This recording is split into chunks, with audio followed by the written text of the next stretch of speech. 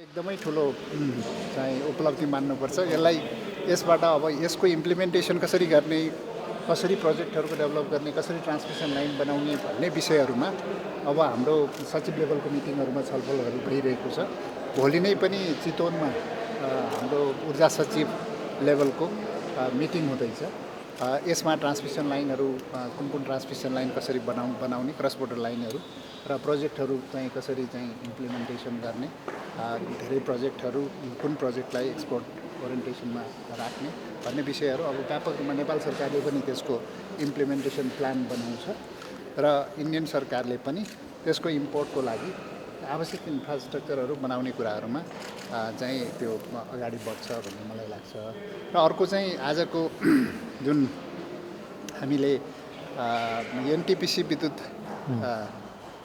चाहिँ कम्पनीसँग, एनटिपिसी लिमिटेड भनेको इन्डियाको ठुलो कम्पनी हो, त्योसँग चाहिँ विद्युत प्राधिकरणले एउटा सहकार्य रिन्युएबल इनर्जीमा चाहिँ सहकार्य गर्ने र त्यसको चाहिँ त्यससँग सम्बन्धित ह्युमन रिसोर्स डेभलपमेन्टदेखि लिएर सबैमा चाहिँ सहकार्य गर्नको लागि एउटा एमओयू भएको छ। त्यो अर्को पार्ट नन बाइन्डिङ कोअपरेसन गर्ने सहमति हो। त्यसले चाहिँ एउटा नेपालभित्र रिन्युएबल भनेको विन्ड पनि हुनुहुन्छ, सोलर पनि हुनसक्छ, हाइड्रो पनि हुनसक्छ र हाइड्रोजन पनि हुनसक्छ। हाइड्रोजनको सम्बन्धमा विभिन्न सेक्टरमा चाहिँ एउटा कोअपरेसन, जोइन्ट कोअपरेसन कसरी गर्न सकिन्छ भन्ने एउटा नन बाइन्डिङ एमओयू हो, त्यो चाहिँ भएको छ। र अर्को चाहिँ आज मुख्य गरेर हामीले लामो समयदेखि यो मैनैया भनेको भैरवा र न्यू नौतनुवा भनेको युपी उत्तर प्रदेशको चाहिँ बोर्डर छेउमा भएको सबस्टेसनसँग हामीले ट्रान्समिसन लाइन जोडेका छौँ।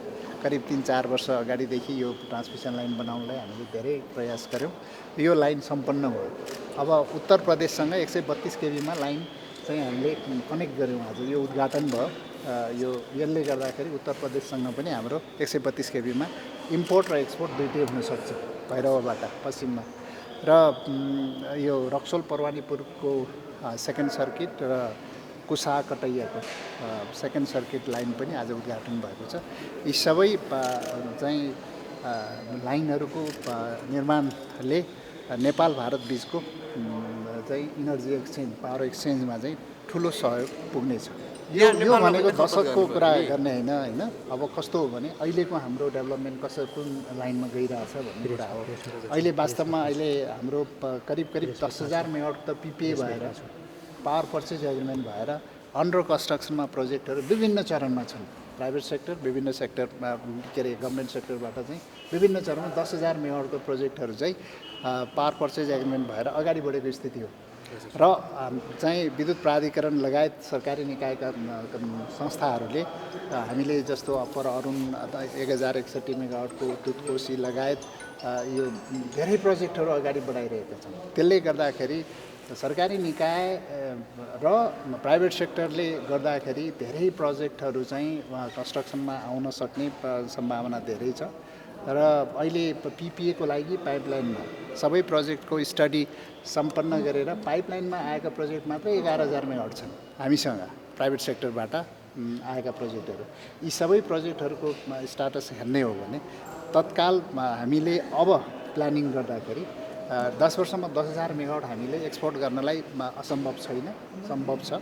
त्यसमा अरू पनि प्रोजेक्टहरू 10 वर्ष भनेको त धेरै टाइम बाँकी छ र हामीले 12 वर्षभित्र चाहिँ 28,000 मेगावाट बनाउने र 15,000सम्म एक्सपोर्ट गर्ने भनेर गभर्मेन्टको एउटा प्लान पनि बनेको छ।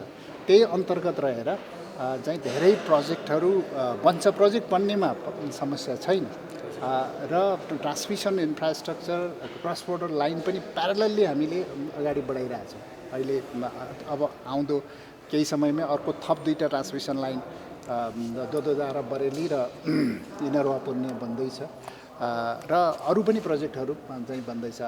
इन्डिया मात्रै होइन, बङ्गलादेशसम्म पनि हामी एक्सपोर्ट गर्ने भनेर 40 मेगावाटको त हाम्रो चाँडै नै क्लियरेन्स हुँदैछ र थप पनि प्रोजेक्टहरू चाहिँ बङ्गलादेशसम्म एक्सपोर्ट गर्ने सम्भावना छ। पहिलो कुरा त हामीले प्रोजेक्ट बनाउनु पर्यो, त्यसको इम्प्लिमेन्टेसन प्लानहरू अब बन्छ। तपाईँ अब एउटा 10 वर्षमा 10,000 मेगावाट एक्सपोर्ट गर्ने एउटा प्लान बनिसकेपछि त्यसको त्यो प्लान अन्तर्गत अब के गर्ने भन्ने अर्को डिटेल प्लान बन्छ र त्यही अन्तर्गत हामी